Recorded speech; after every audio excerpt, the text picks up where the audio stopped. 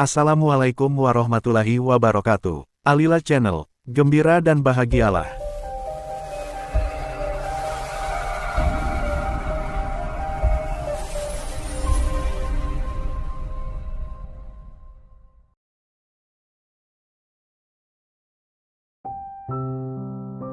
Sobat, dalam hidup, manusia seringkali dihadapkan pada ujian keikhlasan.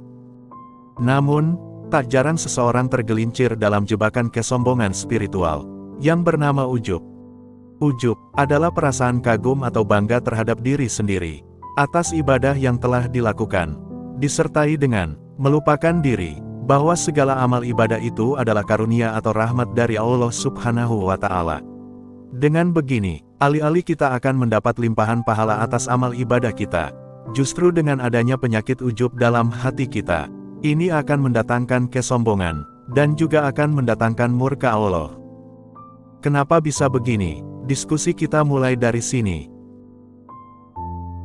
Sobat, ketahuilah bahwa segala nikmat, mulai dari kehidupan ini sendiri, kesehatan, hingga kemampuan dalam amal dan beribadah, adalah pemberian Allah semata. Dengan demikian, segala perbuatan dalam keseharian kita, harus dilandasi dengan rasa syukur, dan penuh pengakuan akan nikmat dan rahmat Allah yang meliputi segala sesuatu. Sobat, kesadaran bahwa segala sesuatu ada dalam kehendak Allah, akan mengajarkan kita untuk selalu berserah diri dan ikhlas dalam melakukan segala amal ibadah. Apakah ujub penyakit hati yang berbahaya? Dalam bahasa Arab, ujub berarti kagum pada diri sendiri atas segala kelebihan yang dimiliki, tanpa melihat dari mana kelebihan itu berasal.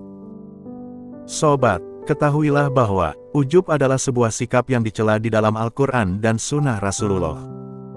Allah Subhanahu wa Ta'ala berfirman, yang artinya, "Dan ingatlah peperangan Hunain, yaitu ketika kalian menjadi congkak atau ujub. Dikarenakan banyaknya jumlah kalian, lalu jumlah yang banyak itu tidak memberi manfaat kepada kalian sedikitpun." Surah At-Taubah 25. Rasulullah bersabda, "Dahulu, ada seorang lelaki yang berjalan dengan angkuh memakai pakaiannya, dan ia merasa ujub dengan dirinya sendiri. Ketika ia sedang berlaku demikian, Allah membenamkannya ke dalam bumi." Sobat, Imam Al-Ghazali dalam kitab Minhajul Abidin, mengartikan ujub sebagai keadaan, di mana seseorang merasa bangga atau kagum pada dirinya sendiri secara berlebihan, sehingga ia sengaja, atau tidak sengaja lupa menisbahkan anugerah tersebut kepada Allah Subhanahu wa Ta'ala. Sobat, sikap ujub pasti mendatangkan mudarat dan keburukan bagi pelakunya, baik di dunia maupun di akhirat. Sobat, sifat ini berpotensi membuat seseorang menjadi sombong dan lupa diri, sehingga tidak dapat melihat kekurangan diri sendiri. Akibatnya, pelakunya cenderung mengabaikan nasihat dan kritik orang lain, serta tidak pernah merasa cukup atas apa yang telah dimilikinya. Imam Al-Ghazali juga menganjurkan umat muslim untuk menghindari ujub, dikarenakan sifat ini dapat menghalangi taufik, pertolongan dan rahmat dari Allah. Kemudian, tidak lama dari itu, ujub akan mendatangkan musibah dan murka Allah. Sobat, Sufyan Ats-Tsauri juga mengatakan, ujub adalah perasaan kagum pada dirimu sendiri, sehingga kamu merasa bahwa kamulah yang lebih mulia dan lebih tinggi derajatnya dibanding orang lain. Padahal, semua kelebihan yang kita dapatkan semua adalah pemberian oleh Allah Ta'ala semata. Karena itulah, sudah selayaknya kekaguman hanyalah patut kita tujukan hanya kepada Allah Ta'ala. Dan ingatlah bahwa Syaitan akan selalu menggiring manusia untuk masuk ke dalam pikiran berbangga kepada diri sendiri, agar amalan manusia tidak mendapat nilai di hadapan Allah. Sobat, Imam Nawawi rahimahullah juga berkata, ketahuilah bahwa keikhlasan, niat, tak jarang dihalangi oleh penyakit ujub. Barang siapa ujub dengan amalannya sendiri, maka akan terhapus amalnya. Sobat, jika kita mau merenungkan barang sejenak sehari saja, maka kita akan dapati betapa banyak nikmat Allah yang telah diberikan kepada kita. Dengan begitu, tentunya kita tidak akan menjadi orang yang ingkar atau ujub. Sobat, tentang ujub ini, ada satu kisah yang insya Allah bisa membuat kita tersadar. bahwa betapa besarnya nikmat dan rahmat Allah yang telah diberikan kepada kita. Dan kita tidak seharusnya berbangga diri atas nikmat dan rahmat Allah itu. Malah sebaliknya, kita harus bersyukur dan mengakui bahwasannya semua itu datangnya dari Allah semata. Kisah ini diambil dan diceritakan ulang dari hadis yang diriwayatkan oleh Imam Al-Hakim dalam kitabnya yang berjudul Al-Mustadrak ala Ash-Shahihaini. Sahabat Jabir bin Abdullah radhiyallahu anhu mengisahkan, pada suatu hari, Rasulullah Shallallahu alaihi wasallam keluar dan menemui kami para sahabat dan beliau bercerita, "Wahai sahabatku, Jibril alaihi salam baru menemuiku." Ia berkata, "Wahai Muhammad, demi zat yang mengutusmu dengan kebenaran, sesungguhnya Allah subhanahu wa ta'ala memiliki seorang hamba yang telah menyembah Allah Ta'ala selama 500 tahun. Ia tinggal di atas sebuah bukit yang panjang dan lebarnya 30 kali 30 hasta. Bukit itu dikelilingi lautan seluas 4.000 farsak, yaitu sekitar 32 km dari segala penjuru. Bukit itu memiliki satu mata air sebesar ibu jari, yang memancarkan air nan bening untuknya. Ia menetap di bawah bukit itu. Untuk keperluan makan, sebatang pohon delima setiap malam memberinya satu buah yang matang. Setiap harinya ia habiskan hanya untuk beribadah. Bila sore menjelang, ia turun dari atas bukit dan melakukan wudhu. Kemudian ia memakan buah delima lalu melaksanakan sholat. Sebelum meninggal, ia memohon kepada Allah subhanahu wa ta'ala agar mencabut nyawanya saat sedang bersujud, dan agar jangan memberi kesempatan kepada bumi atau benda-benda lainnya merusak jasadnya, sampai ia dibangkitkan kembali pada hari kiamat nanti dan tetap dalam keadaan bersujud. Jibril berkata, maka Allah subhanahu wa ta'ala mengabulkan permintaannya. Kami selalu melewatinya bila turun ke bumi dan bila kami naik ke langit. Kami mendapatkan kabar dari ilmu roh bahwa ia akan dibangkitkan pada hari kiamat. Kemudian ia didudukan di hadapan Allah subhanahu wa ta'ala.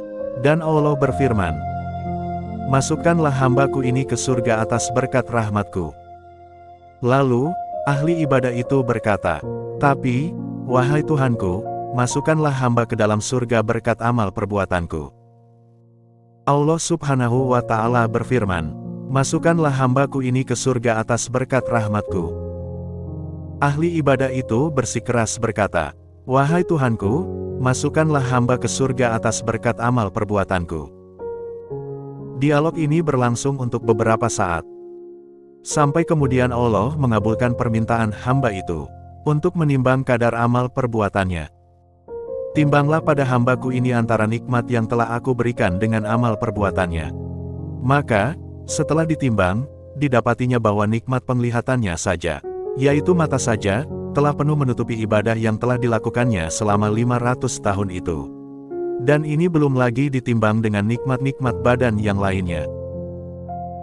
Lalu, Allah subhanahu wa ta'ala berfirman, masukkan ia ke dalam neraka. Dan ketika ahli ibadah ini diseret menuju neraka, ia pun berkata dengan suara lirih, wahai Tuhanku, masukkanlah aku ke dalam surga dengan rahmatmu. Lalu Allah Ta'ala berfirman kepada malaikat, bawalah ia kemari, maka ahli ibadah itu didatangkan ke hadapan Allah Ta'ala. Allah Subhanahu wa Ta'ala bertanya kepadanya, siapakah yang menjadikanmu dari tidak ada, menjadi ada? Ahli ibadah itu menjawab, engkau, wahai Tuhanku. Allah Subhanahu wa Ta'ala bertanya lagi kepadanya, apakah itu semua dari usahamu, atau sebab rahmatku? Ahli ibadah itu menjawab, bahkan itu semua atas sebab rahmatmu. Allah subhanahu wa ta'ala bertanya lagi kepadanya, siapa yang memberikan kekuatan padamu untuk beribadah selama 500 tahun itu? Ahli ibadah itu menjawab, engkau, wahai Tuhanku. Siapa, zat, yang telah menempatkanmu di sebuah bukit yang terletak di tengah-tengah deburan ombak samudera, mengeluarkan air tawar dari air yang asin, mengeluarkan buah delima setiap malamnya, padahal delima hanya berbuah sekali dalam setahun. Dan engkau telah memintanya agar mencabut nyawamu saat engkau sedang bersujud. Dan aku telah mengabulkan semua permintaanmu itu. Ahli ibadah itu menjawab, engkau, wahai Tuhanku. Allah Subhanahu wa Ta'ala berfirman, semua itu berkat rahmatku, dan dengan rahmatku pula engkau masuk ke dalam surga. Wahai malaikat, masukkanlah hambaku ini ke dalam surga. Sebaik-baik hamba adalah engkau, wahai hambaku. Maka Allah Subhanahu wa Ta'ala memasukkannya ke dalam surga. Kemudian malaikat Jibril alaihi salam berkata, segala sesuatu itu terjadi hanya dengan rahmat Allah Subhanahu wa Ta'ala, wahai Muhammad. HR Al-Hakim. Masya Allah. Sobat, dari sini bisa kita lihat betapa besar kasih sayang Allah kepada hamba-hambanya. Betapa malunya diri ini bila mengingat kita masih saja mengeluhkan hidup ini. Betapa malunya jika kita masih saja memiliki sifat ujub, yaitu membanggakan diri sendiri dengan melupakan Allah Subhanahu wa Ta'ala. Sobat, manusia sesungguhnya tidak akan dapat menghitung nikmat-nikmat Allah Ta'ala, dikarenakan nikmat Allah itu teramat banyak. Allah Ta'ala berfirman, dan jika kamu menghitung-hitung nikmat Allah, niscaya kamu tidak dapat menentukan jumlahnya. Sesungguhnya Allah benar-benar Maha Pengampun lagi Maha Penyayang. Surah An-Nahl 18. Sobat, coba kita pikirkan, seorang ahli ibadah yang lamanya 500 tahun saja, amal ibadahnya tidak dapat melampaui nikmat penglihatan yang telah Allah Ta'ala berikan kepadanya. Apalagi kita yang hidup bergelimang dosa ini. Tak ada yang bisa kita lakukan untuk membayar semua kenikmatan yang telah Allah Ta'ala berikan kepada kita. Karena itulah, kita harus bersyukur atas nikmat-nikmat Allah yang telah kita terima. Bukan malah mengingkarinya dengan sifat berbangga diri atas amal ibadah kita. Dalam tafsir Jalalain dijelaskan, kalian tidak akan mampu menghitung nikmat Allah, lebih-lebih untuk mensyukurinya sekalipun. Namun, kekurangan dan kedurhakaan kalian masih Allah maafkan. Dia Maha Pengampun lagi Maha Penyayang. Sobat, setelah membaca ini semua, apakah yang kita rasakan dalam hati dan pikiran kita? Mulai hari ini berhentilah membanggakan diri atas amal ibadah yang kita perbuat dan lakukan selama ini. Mulailah mencatat betapa banyak nikmat yang telah Allah berikan kepada kita, terutama nikmat amal ibadah, lalu bersyukur dan ikhlaslah dalam melakukannya tanpa disusupi dengan sikap ujub.